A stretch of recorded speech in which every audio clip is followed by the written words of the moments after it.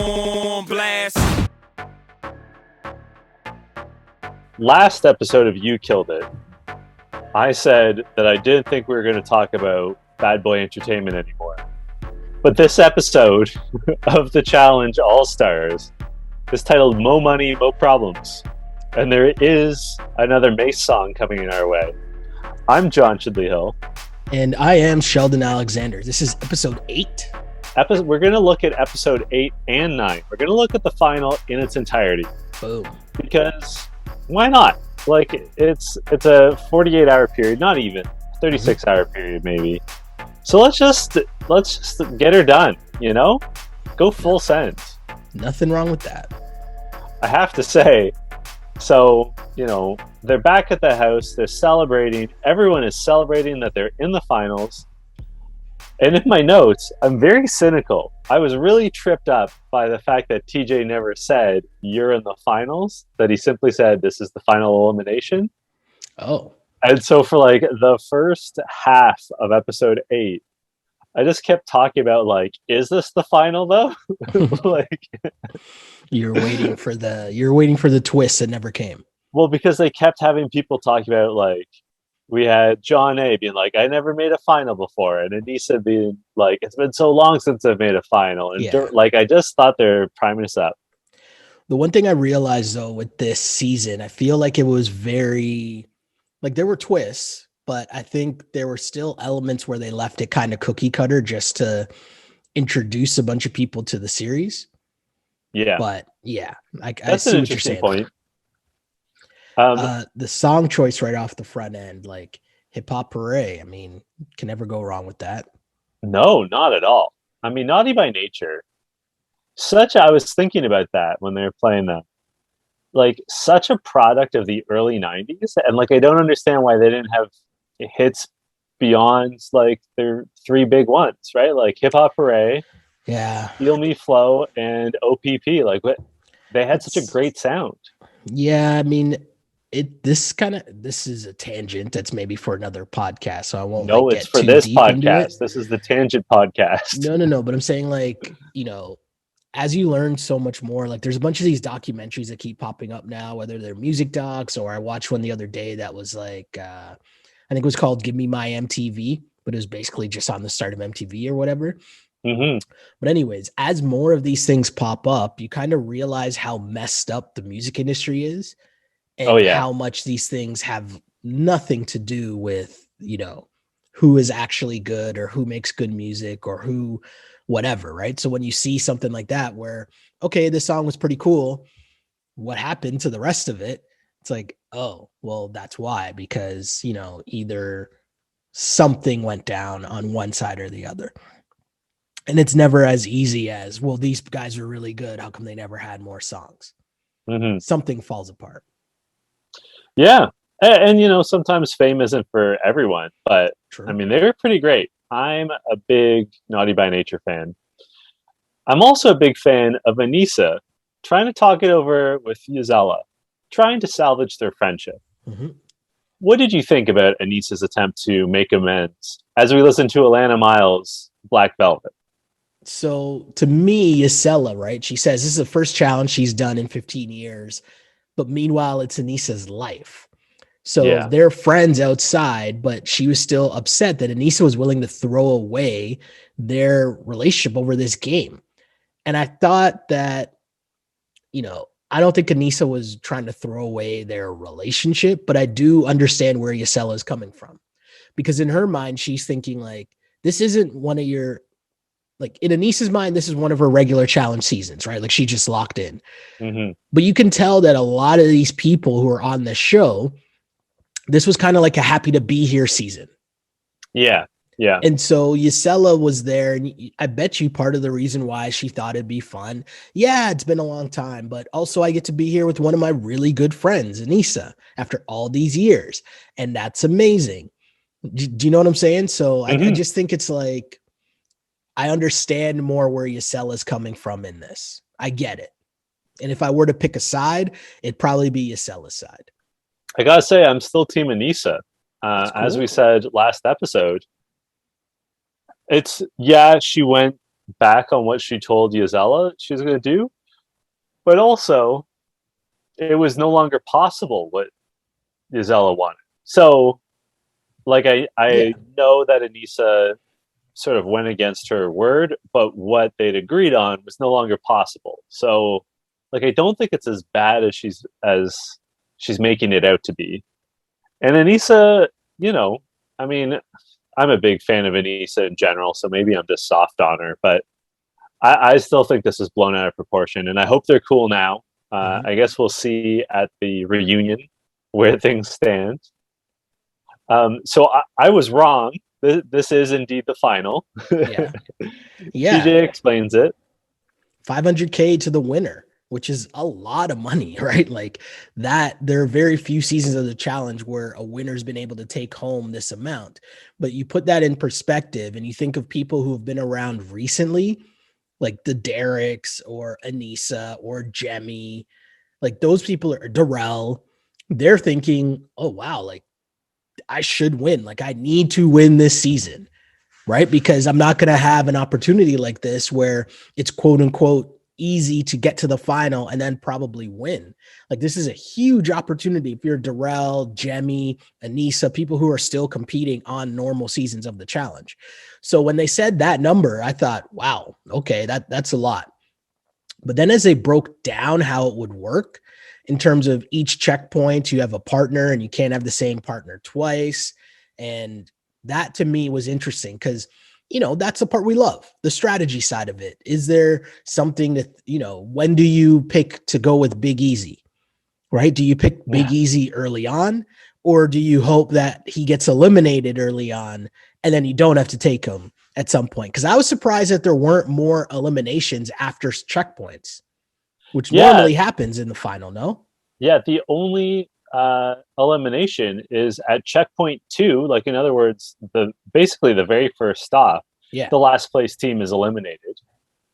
Otherwise, you're in it all the way.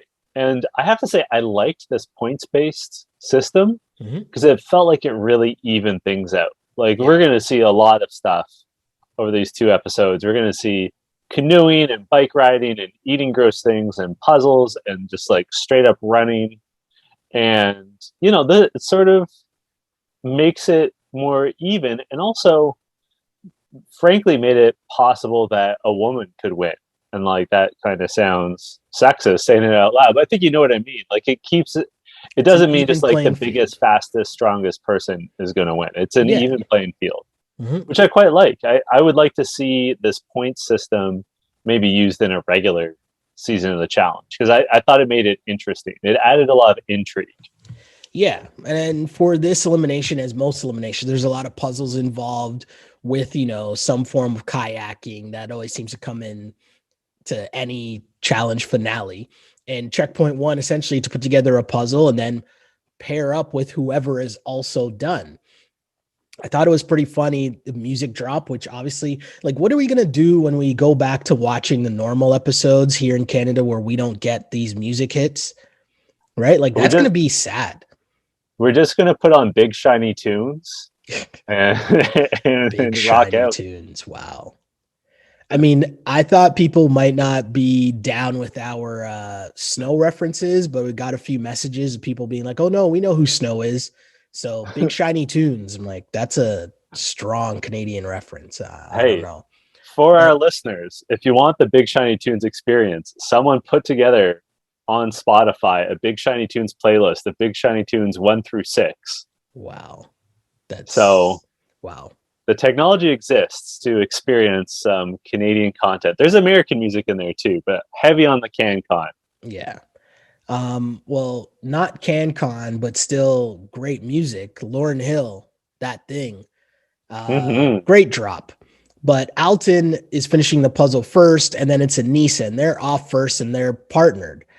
And the thing that was interesting to me was as the team started to pair up, because then we had Darrell and John A., but then we had Yes and Jemmy, who strategically were trying to finish at the same time so they could be partners. And I thought that was super smart. It was so smart. That's exactly what I was going to say. As soon as Yes said that, I thought, oh, this guy is playing chess and everyone else is playing checkers. Yeah, huge. And we're going to see this. We're going to see this throughout. The people that really distinguish themselves in this final are really thinking about who they're going to partner with. Mm-hmm. Yeah. And Yes is making a very conscious decision with Jemmy to be like, okay, we're going to canoe. I want to canoe with Jemmy. Yeah. So that was the thing that was interesting because Yes, he realizes he wants to work with Jemmy, but then Ysella beats Jemmy to it. So Yes kind of waits a bit and it ends up being Derek and Ysella, which we'll get to, but then it becomes Jemmy and Yes, and the strategy was so good. But as you get into the race, and we'll say this a lot, Big Easy struggling, which if you're familiar with the challenge, it's a very familiar trait. Big Easy is last in trying to put together his puzzle, and poor Kellyanne, who had a great rest of the run, if you think about it, right? She ends up having to wait for Big Easy for a very long time, and he's actually the last person to finish, which I thought was kind of terrible because they were like when they got into the kayak, there was no one else in sight. Like everyone was gone for a long time. But what did you make of the kayak experience? What stood out to you about this part of the finale? I've spent a lot of time in canoes.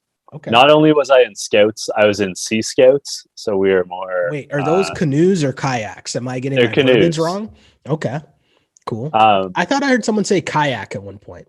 Well, Jemmy did. Jemmy said, I kayak all the time. But kayaking is different than canoeing. Different shape of craft and different paddle situation. And there love your random facts. I love it. And that's not a random fact, but like your ability to correct the minute details, right? Because like in the grand scheme of things, it doesn't matter. But I do enjoy that we are correct. That does matter. I like it. Well, and I mean, I'm gonna go in on canoeing here. Sure. This was tough to watch as someone who knows their way around a canoe. Oh, okay. Because there's a lot of mistakes being made, and I appreciate it. For sure. Okay, can I say something? I don't know anything about canoeing or kayaking, but when I saw that Alton went in the front, I was like, wait a second, is that supposed to be like, shouldn't you put the stronger person at the back because they're kind of the one that ends up steering? No? So is that wrong? No, you're right. It is the person that, like, the one in the back is the person who sterns. Okay. Is the one that's steering.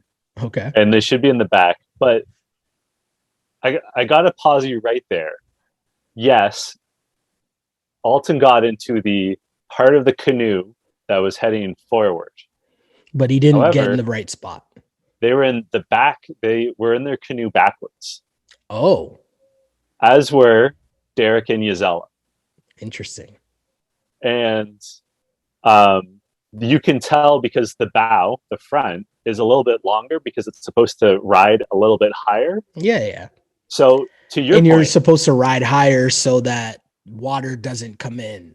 So not only were they like canoeing their canoe backwards, which isn't impossible, but it's much harder. Not only were they going backwards, but he was sitting way too far forward. So like if you saw the wide shots, he's weighing it down. So like as it's lower into the water, it's so much easier for water to get in. Yeah. I got you. Further to that point, that's why we see Easy and Kellyanne catch up.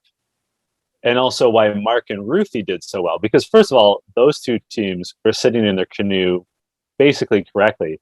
Mm-hmm. But also the weight distribution was ideal because Mark is definitely heavier than Ruthie and Easy is definitely heavier than Kellyanne. Yeah. And especially like Ruth and Kellyanne are both really fit and really strong. So it's ideal that they're like compact, but can also like produce some power. And like Ysella and Derek were also, as far as I could tell, backwards. They're holding they were atrocious. They were holding their paddles wrong. I mean, Anissa was right that Alton was moving around too much. Like even like when he got into the canoe, the sides, the edges are called the gunnels. And like to properly get in, you want to put your paddle across the gunnels to evenly distribute your weight. And as Anissa was trying to tell him, like get in as fast as possible and like get centered. And he just couldn't do it. And so like they took on water immediately. Just a disaster. It was painful to watch. Yeah, I think it's one of those things though. If you know what you're doing, you know what you're doing. But if you don't know, it can go really poorly. And that's it's not instinctive. No, definitely not. Definitely not. But it was also interesting because, as you said, right, there are people who are doing really well. Jemmy and Yes are doing really well, and Yes doing well is going to be a theme throughout for sure. I thought it was interesting to see, when they flipped, because to me, the only way, like there are some people who are going really hard at the beginning, right? Which obviously at the very end, it comes down to every point matters, and that's cool. But I think I would have been way more focused on just not coming in last. And so it was good that Anissa and Alton, they were in first when they flipped, because it didn't really harm them. Like they didn't fall too far back. Like they were never really in danger of actually getting eliminated. Unlike Gisela and Derek. Are you surprised that, well, actually there's a couple of things I don't want to skip over too much, because there was a song that dropped. Oh, TLC's Waterfalls. No, that's not what I was going to say. Although really? I did appreciate that. I loved that moment. Because it was great editing, right? Like the way that they hit the slow-mo, it was really cool. I thought that was really dope how they did that. This whole season's been so well edited. Like, I noted that when a point where Gisela and Derek are going backwards on purpose, they edited in the like backup beeping sound from a truck. Yeah. Just this show's so good. I love the challenge. Yeah. I was gonna bring up though when they dropped Juvenile slow motion for me, which I was kind of like, okay, I'm not sure if this song fits in the timeline with some of the other songs, but I'm also not going to complain. And I've mentioned this before earlier on this season, where I get totally distracted when certain songs come on and I'm no longer paying attention. I'm in my seat. I'm like, oh, right. And that song always will make me think of Josh Donaldson. You'll remember this because obviously you covered the Jays for a while, but like, Josh Donaldson, his at-bat music, like MVP season Josh Donaldson. And if you think about baseball games, for the most part, people come up to bat and they have like hype music, like something, just a banger. And I remember Josh Donaldson's at-bat music, for whatever reason, was Juvenile slow motion for me. And I was always like, that's the most random thing ever, but also amazing. Because it's just like, it's such a dope song. Such a dope song. I mean, we could go on a long tangent about baseball walk-up music, because the Toronto Blue Jays, which obviously is who you and I are most familiar with, have had some fantastic, like weird choices. Like Matt Stairs using Stone Cold Steve Austin's theme, or my personal favorite, John McDonald, who, for those of you who are not familiar with the Mac Daddy, he looked like an accountant. Like he looked like a gym teacher. Like he was the most yogurt old white guy. He was forever 35. And he would come out to West Side Connection by Gangsta Nation by West Side Connection. Yeah. And just like not fitting at all. But that was his walk-up music for years. I love it. So yeah, I mean, I got totally distracted when that song came on. But anyway, if we get back to the point here, you mentioned Big Easy and Kellyanne end up passing Derek and Gisela, who are going backwards at one point, and they end up being the last people to the checkpoint. I'm stunned. And I feel like I thought at some point that they had some twist where Derek was going to be back into the final. Because I don't think enough was made about Derek just completely flaming out of this season. Like that's a horrible, horrible, horrible performance if you're Derek. I agree. It's shockingly bad. And like, if you look at those two final canoes, Kellyanne and Easy and Derek and Gisela, I don't like Easy for a host of reasons. But like Kellyanne and Derek, I wouldn't say our favorites going in, but like you gotta think they're top 5 or top 6 going But in if also, you're well, all hold as on, hold on. competitive. But Kellyanne, it's not even the fact that Derek is out. It was the fact that Big Easy and Kellyanne were so far behind, and they were able to catch up and pass you and like beat you by a lot. Other than Nehemiah losing to Big Easy, Yeah. this is like right up there as well. That's just terrible. Absolutely terrible. And I know I'm giving Yesella a bit of a pass here, but I'm saying because Derek and Mark, the way how this whole season was framed, it was like they're the man. Yeah. Right? Like the championship goes through them. And I don't even think Derek did that much on this whole season. That's a disappointing performance if you're Derek. He was never like he never really distinguished himself in one of the daily competitions. He wasn't in any eliminations, right? Yeah. So he was just sort of Mark's sidekick for the season. And then he got beaten by Big Easy and Kellyanne, who fell out of their canoe as they arrived. Like that's what I mean. That's even terrible. It wasn't even like a commanding victory. You know, it was literally a flop into the water. Big Easy falling into the water. Yeah, no, I totally agree. I just thought the whole thing was like super weird, super strange, and like to be that terrible, just disappointing. As much as I've been like flexing my canoe knowledge, this next stage of assembling a bike, I could not do. Like I like riding bikes, but I could not assemble a bike. Like I don't know. This was a great twist, though. Yeah. Right? Like you got to ride through, but you got to put together and assemble the bike. And I thought that was very interesting. On top of the fact that you had to pick who your next partner was going to be, and now the strategy really kicks in. Exactly.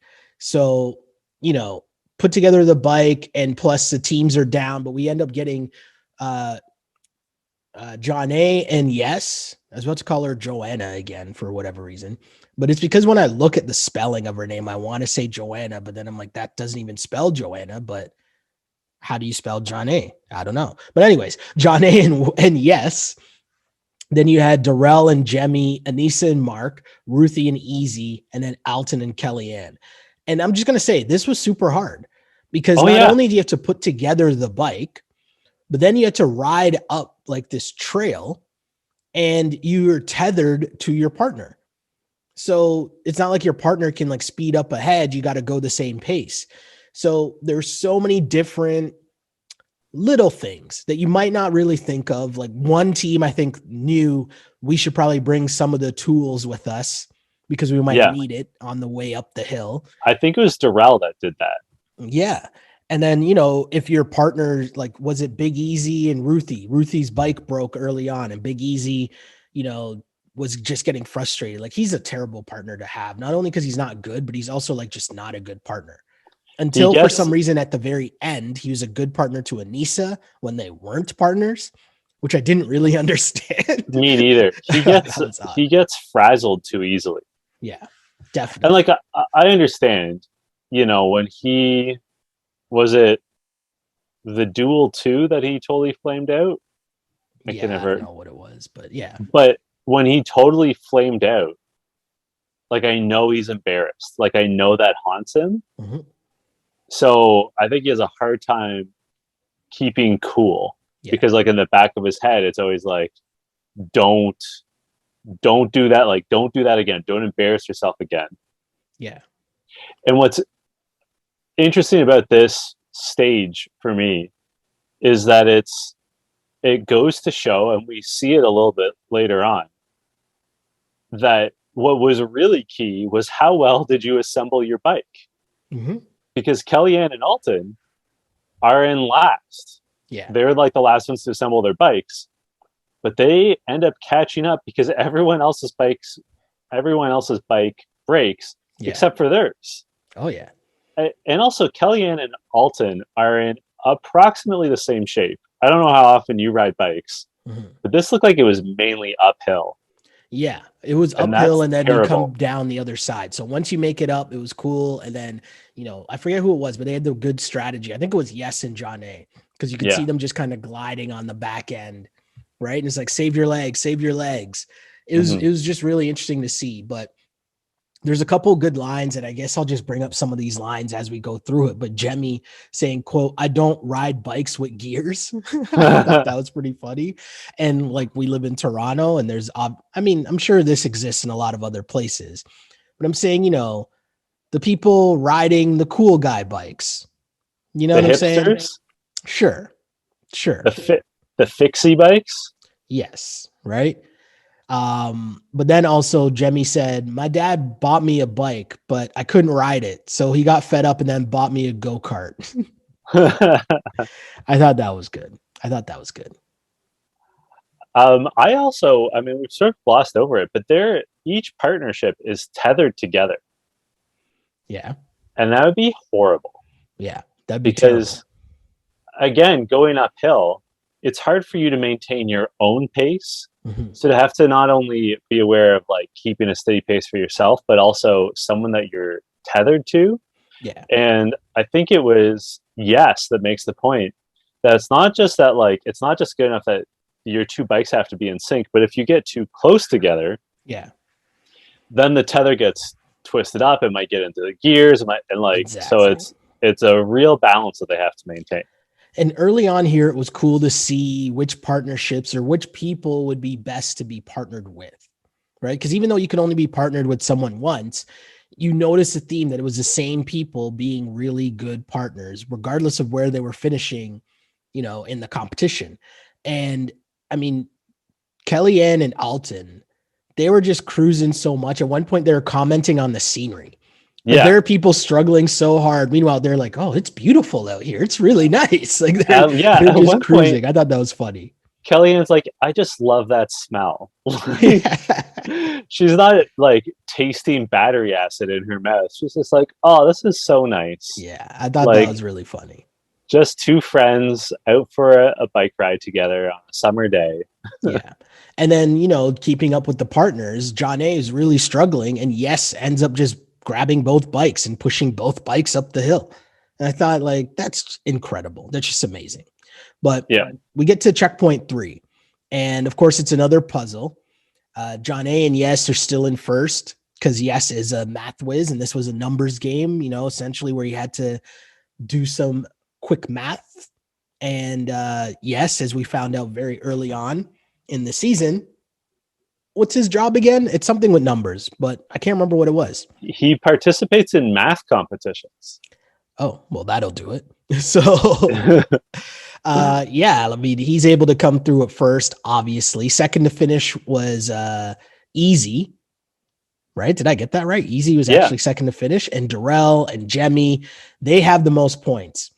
Alton doesn't realize that he needs to help his partner, which also makes no sense. I thought that was kind of weird. But either way, the most interesting part to me still continued to be who you would pick for your partner, right? And I thought that was interesting. As Yes picks Kellyanne, John A picks Mark. Yes, and John A. Mm-hmm. And Kellyanne, because you don't always get to. It's not always your turn to choose, but consistently, those three are the most thoughtful in who they're picking. Mm-hmm. And in the last leg, John A picks Yes because Yes has been talking, just casually around the house about how much he enjoys biking. Yeah. So he knows how to build a bike. Yeah. Right. And then when it's Yes's turn to pick, he sees what's coming up, that it's going to be basically a straight run. And he's like, obviously, Kellyanne's the best pick here. Yeah. Right? Super easy. I'm confident she runs. Mm-hmm.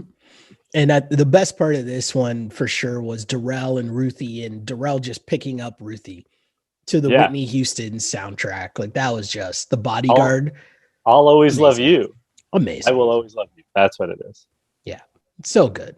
But as you mentioned, Yes and Kellyanne with the dub, Darrell and Ruthie in second. And the points are distributed. That's the other part too, which, I mean, obviously if you watch the episode, you understand what's going down here. but it's a point system, and you get a declining amount of points depending on how bad you finish, essentially. Checkpoint 4, as you mentioned, right? You got to know kind of what things are coming up. And Yes did a good job. I mean, he ends up picking Anissa for the next challenge at checkpoint 4. And as soon as we saw the Carolina Reapers, I was like, this is not going to be good at all. No. And I don't know how much, or if our listeners or even you, John, are aware of the Dan Le Batard show. But a couple weeks ago, they did this whole thing because they just joined up with DraftKings, and they did a 24-hour live stream.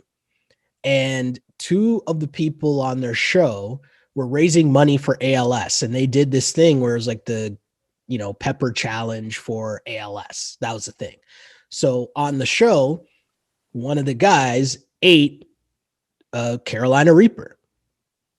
He was out of commission for like 2 hours, and they kept cutting to a camera of him like curled up in a ball in a bed. And it became this huge thing because the owner of the company like came through and wanted them to like shut it down because he was so hurt. And then one of the other women on the show, like before he got sick, she said, if we're able to raise like $80,000, because they were just happy when it got to like $40,000 that they raised, right? So she said, if it gets to 80, I'll eat one too. And then obviously they surpassed that easily. And then they turned into this whole thing because they didn't want her to actually have it as well, because they're seeing how bad this guy was. So I say all that to say this. How on earth are you supposed to eat these Carolina Reapers and then run and then do anything physical? I don't understand that. At this point, your stomach would be empty. Yeah. Right? Like you've been physically active for, it's got to be at least 3 hours, if I had to guess. Yeah. In the heat. So like you don't have a lot in your stomach. You're already going to be thirsty. Like, yeah, they have water packets with them, Camelbacks. Yeah. But man, like you would have such a hard time just swallowing it. So it'd be lingering. And like, I noticed some of them, like Darrell, really like chewed it for a long time. Like, I don't think that's the move. I think you chew it just enough that you can swallow it without choking. Yeah. And like if anything, you want to try to keep it one whole piece so that you don't have like the oil, like the spicy oil going down your throat or anything. Like, ugh. And they have to do a puzzle too. Like we glossed over that too. Like so as they're dying, they're working away at a puzzle. At first, the Louisianans, Jemmy and Easy, seem to have a competitive advantage because they're used to spicy food. But then as they start running, it hits Jemmy's stomach and she is just KO'd. And like, basically everyone is struggling. Like there's a few people that were better than others. Like John A seemed to do a bit better, Kellyanne a bit better, Mark a bit better. But people, I mean, even Darrell was down for the count, and sort of closing that episode says that he needs a medic, or that he thinks he needs a medic. Like Darrell doesn't slow down for anything. No, it was a terrible look. And I mean, when I think about how I would have done with that, like, I don't know if I would have been able to do that. Right. Like it just, and I also wonder,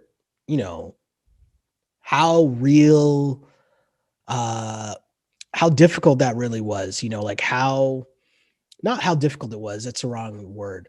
How safe it was for them to actually attempt that. Right. Like, as you mentioned, nothing in your stomach. You're already dehydrated. You're already tired. And then this is just going to like crush you even more. And to the point where, this first episode ends and it's Darrell. Okay. A dude that we've never really seen keel over or like pass out or really struggle or gas out or anything. We've never seen that before. And Darrell can't handle that. Like Darrell was just like a man down. And as the next episode started, you could see, okay, maybe they edited it to play it up a little more. But that wasn't the Darrell that we're used to seeing. No, not at all. At the start of episode 9, we pick up where we left off, as you said. Kellyanne and Darrell having a bit of friction because she wants him to keep it moving. They're in first, but he's hurting. And she has what I would say the line of this episode of You Killed It for me. Mm-hmm. She says, it's just like period cramps. Keep it going. Darrell, I want to assume, has not experienced period cramps. Okay. And I don't think that was like a relatable comment on Kellyanne's part. Yeah, I mean, fair enough. Very fair. I was distracted by how much I hate that Mace song, Breathe, Stretch, Shake. That's one of the worst songs ever. But it made me realize that's a TikTok song before TikTok. Yeah, 100%. I was curious, how much do you think Diddy is paying for all these songs to be on the soundtrack? Because this is like 6. So it's got to be songs. A deal. So I know for us, right? Like we're more likely to have like our network, the network that I work for, they're more likely to have a deal with like whatever music label it is. So let's say it's Universal Music. So that just means you have a bunch of their catalog. So that's my assumption. MTV probably has a deal, or maybe the parent company of Viacom also owns whatever, Universal Music or Sony Music, whatever the bad boy library is under. And that's why we're getting a bunch of this. That would be my guess. I also have to say, I mean, you said that you hate this song. This is from Mace's comeback album in like 2004 or 2005, I want to say. Yeah. It's not a good album. Like there's and there's Welcome Back. Yeah. Yeah, which samples the theme from Welcome Back, Kotter. Yeah. Like not just like leave the past alone, Mace. But it was also just like it didn't work because it was trying too hard. Yeah. Right? Like we knew what you're trying to do here, Mace, but like trying too hard, bro. This was also when, and not that there's anything wrong with this, but he'd become a pastor and he wasn't going to swear in his music anymore. Well, he became a pastor and then went back to let's not. Yeah, there's a lot there. Just going to let that one slide. And we're going to update the leaderboard. How about that? Sounds good. Go for it, Shelly. So at this point, Darrell had 18. Darrell and Yes were the leaders with 18 points. Then he had John A with 15, Kellyanne with 13, Jemmy with 12, Anissa and Ruthie with 10. Then you have Alton, Mark, and Alton and Mark with 9 and Easy with 6.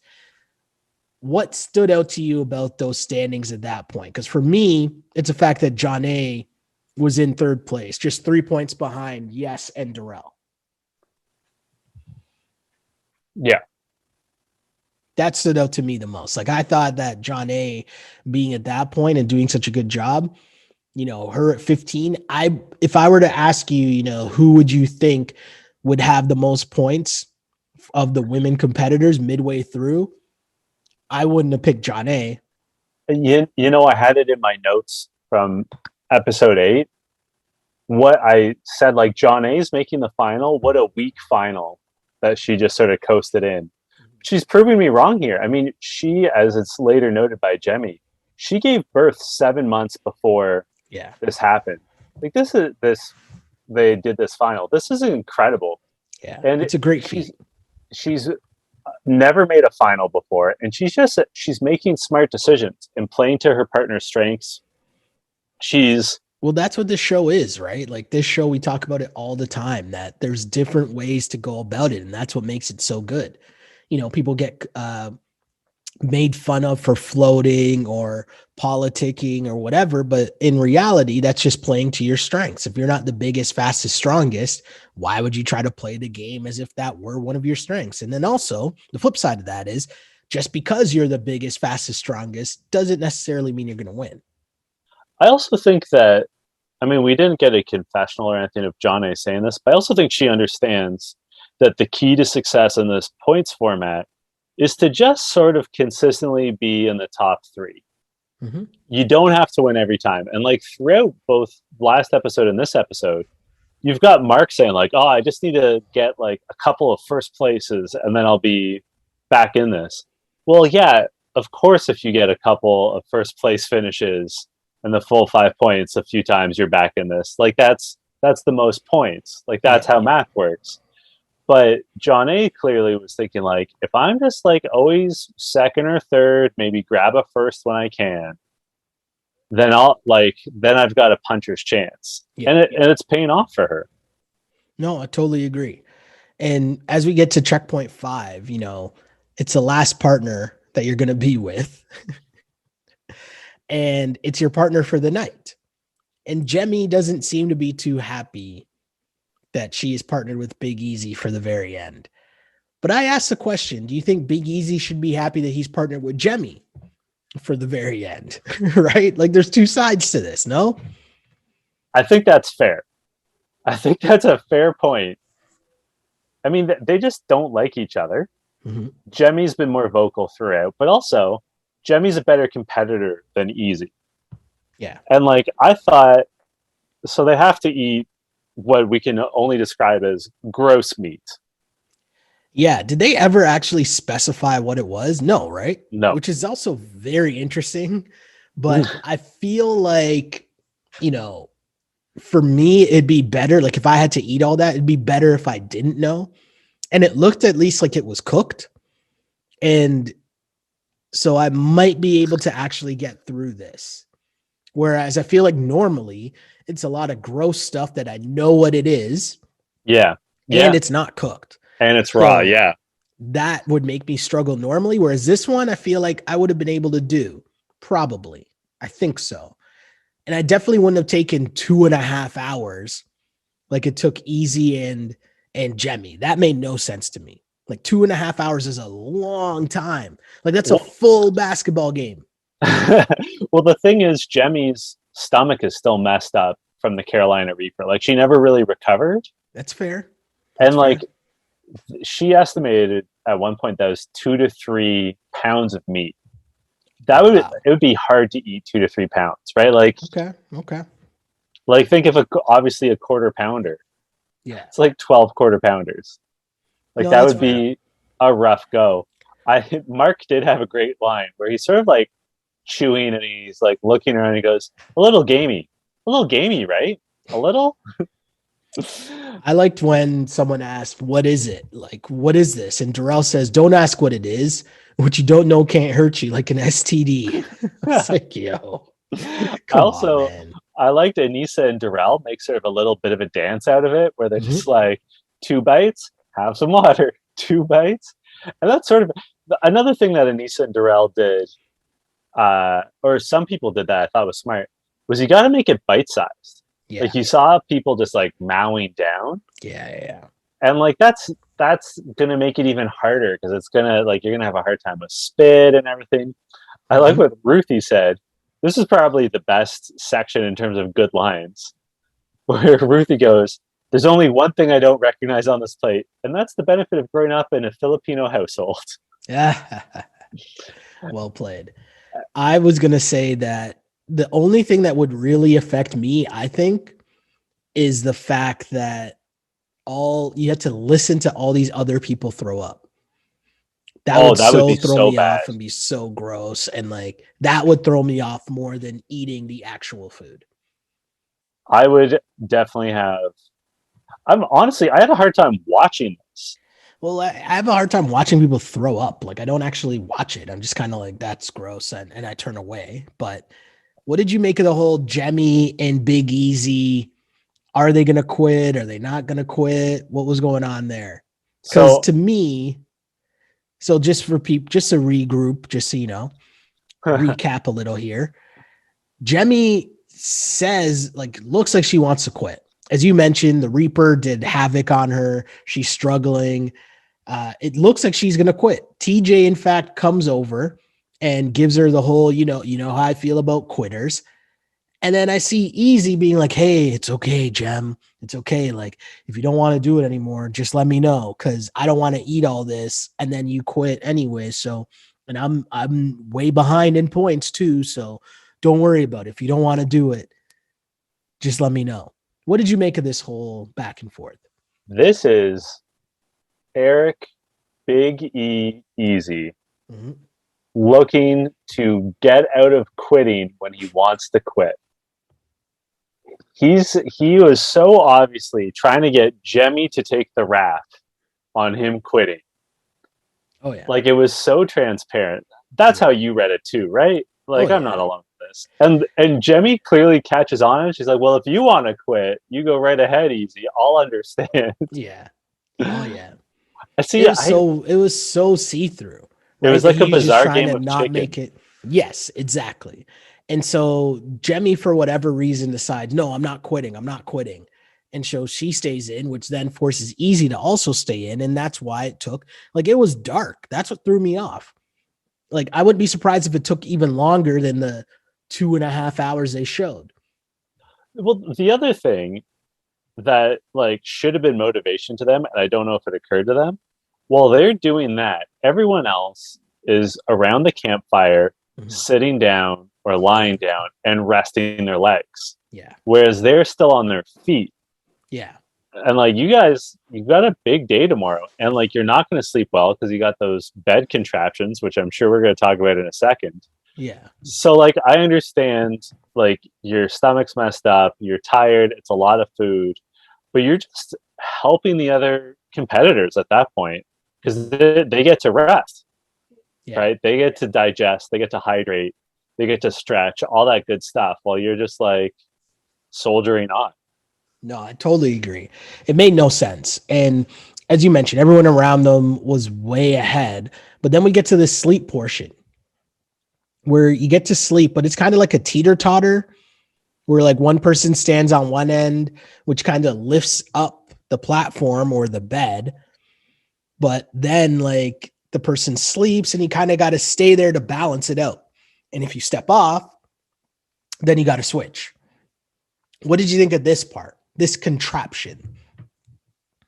I don't know. It didn't seem that hard. My question was that, like, not all these people weigh the same. Like, we'll use Jemmy and Easy as an example.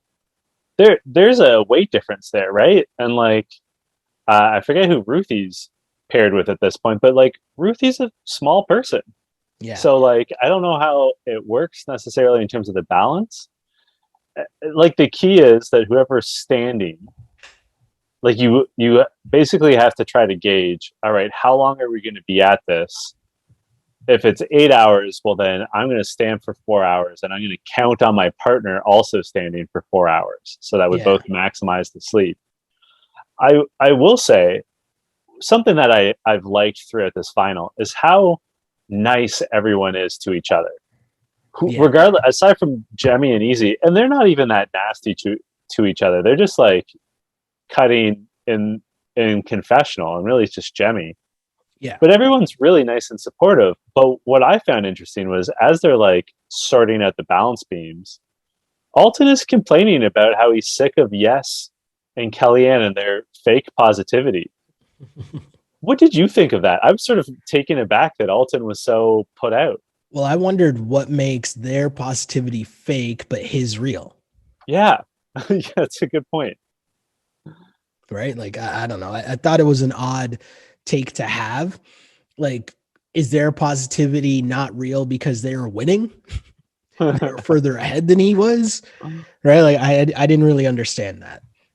Yeah, I don't know. And he had been positive. He was referring to his partners as his little sister throughout. Like, I'm doing it for her. And like, I liked his positivity. So for him to be like, oh, Yes and Kellyanne, cut that out. Yeah. And Yes in particular, I think is just a genuinely like grounded, kind just seems person. like a good dude. Yeah. My thing was the annoying part, and you mentioned everyone was pretty good. Easy again, like the snoring. And I think I snore. I'm pretty sure I snore. I get it. But like, Big Easy in this point, come on, bro. Just that would get me so mad if I was like sleep deprived, trying to stand up, trying to stay awake, and my guy's just full on snoring. It's so crazy. Also, sorry. I was just gonna say, like, okay, Easy's a big guy, which like lends itself to snoring, but he's also sleeping on his back. Like, I mean, I guess the worry is if you're not on your back, like on that plank, if you're on your side or on your stomach, you're going to roll off, or you're more likely to move. Like, you know, I guess it's sort of a difficult circumstance. Yeah. But like, yeah, I don't know. There's things I would be aspiring to not snoring. Although maybe that's a competitive advantage. Like if I tire everyone out because they can't sleep because I'm sawing away. Yeah. Maybe that helps. No, that's fair. That's definitely fair. So the next morning, we've got everyone's assembled. They're, as bright-eyed and bushy-tailed as can be. And off in the distance, there's a cloud of dust as a figure approaches with the sun to his back. And it's TJ riding a horse wearing a gaucho, which I'd never heard the phrase before until Jemmy used it. So I'm just trusting that I'm pronouncing it correctly and that Jemmy labeled it correctly. And it's Someone so will let weird. us know. Someone will undoubtedly let us know. And it's just so weird because, as Jemmy points out, TJ normally shows up looking like $1 million, but not it was a this weird time. look. It was a weird look, but the only thing that salvaged it to me was someone saying, "Oh, TJ, is this your first time on a horse?" And he's like, "Nah, man, I do this shit." I thought that was cool. And then he doesn't have control of the horse. No, definitely not. But what he does have control over is the very end of this finale. It's a final day, and all it is a race up the top of this mountain. Every man and woman for themselves, and it's for double the points. And there wasn't really much to this. It was basically between Yes and Darrell. And the big thing here up the hill turned out to be Yes's decision to stop at one point and take off layers. And he was very confident that, it's okay. I know I'll catch up. What did you think of that? I was blown away by Yes's quiet confidence and the strategy. And like one thing I've always noted about Darrell is he's always wearing what we would call a toque, what our American listeners would call a beanie. Okay. Like he's always got it on, or not always, but often has it on. And I've never understood that because I run hot. Like I'm a hot-blooded person. Yeah. And so I'm always like, man, I'd be dying if I was wearing that. Like in the summer or like running, I would be done. And yes, just like, he stops to like fully take off a bunch of stuff, like take off pants. They were wearing knee pads and elbow pads. He took all that off and he's totally right. Got rid of the hat.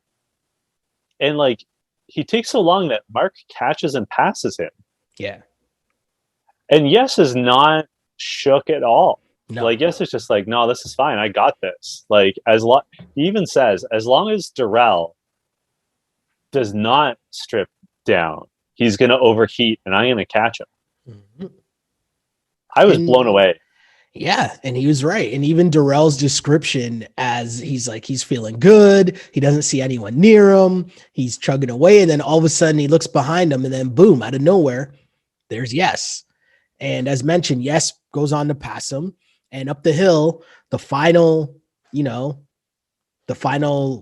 guess, seedings or the race to the finish. Yes was in first, followed by Darrell, then Mark. And in fourth was Alton up the hill, Kellyanne in fifth, John A in sixth. And then we had Ruthie and Jemmy and Anissa and Big Easy. So just the final tally here. In third place with 24 points was John A and Kellyanne. In second place was Darrell with 29 points. And in first place was Yes. With 31. Yeah. So by 2 points, Yes beats Darrell. I have to point a couple things out. Yeah. First of all, if Kellyanne, if Easy in the very first stage, before they get in the canoes, if Easy is even 2 minutes faster with his Tanagram puzzle, who knows if Kellyanne and Easy pass two people, not just Derek and Yazella. And then suddenly Kellyanne is in sole place of third, ultimately. Like, who knows how things shake out then? Yeah. Because suddenly she's got an extra point, right? Totally. It also goes to show how critical stripping off his clothing was for Yes. Like, winning by 2 points is not a landslide. No, not at all. Not at all. It was a great finish. And it looked, the thing that got me too was the fact that when he got up the top of the hill, he looked like he could still keep going. Like, he wasn't shook at all. And he's talking trash. He's like, oh, I'm ready for the regular challenge. I'm ready for whatever. I can take on these young bucks. Like, and hey, who am I to tell him that he's wrong? I don't know. I mean, it's obvious. Yes has to be the MVP. Yeah, because I mean, you won $500,000. Like, I'm not going to tell you you're not the MVP. He was consistently good at everything throughout this final. Yeah. Don't forget, his head was on the chopping block. Like, this is why Anissa and Gisela have beef now, is that Gisela wanted Yes to go in, but he made that baller speech. Yep. Good that call. Like switched people's minds, and he played a clean game. Like, when was the last time we saw someone win that played such a clean, strategically sound game? There's no one that can truly be mad at him. You know what I mean? Exactly. Nope, like, there's no one that can be like, oh, Yes did me dirty or whatever. Because he didn't. Agree. He was just a straight up dude. He was supportive of every partner he had. From the very first daily competition, he won it for his group because of his superior math skills. Like, you and I speak about how we would always want to go, like, we judge people based off of, would we want to hang out with them? I don't know that I'd want to have a beer with Yes, but I might want some, like, green tea, because he just seems so chill. He seems like he goes to bed by like 9 p.m. every night. Yeah, it was really cool when he talked about being in the house and visualizing walking through his front door. And just dropping to the floor, and his kids jumping on him, and then his wife piling on because he won. Like, that was really cool. He's a nice guy. Not mad at that at all. Shouts to Yes. As you mentioned, MVP, no arguments here. Can't argue with that. Yeah, absolutely. We will be back next week for the reunion episode, which looks as spicy as a Carolina Reaper. Looks like people are pretty mad. Sheldon, where can people find you on social media? You can find me on Twitter at Shell Alexander, or on Instagram at Sheldon Alexander. And you can like and subscribe on YouTube as well. We got video, guys. Video, if you ever want to watch the pod. You can see our handsome faces. Yeah, we're on YouTube. Sheldon Alexander, or search On Blast Podcast, or the You Killed It Podcast. We'll pop up. And you can find me on Twitter and Instagram at J Chidley Hill.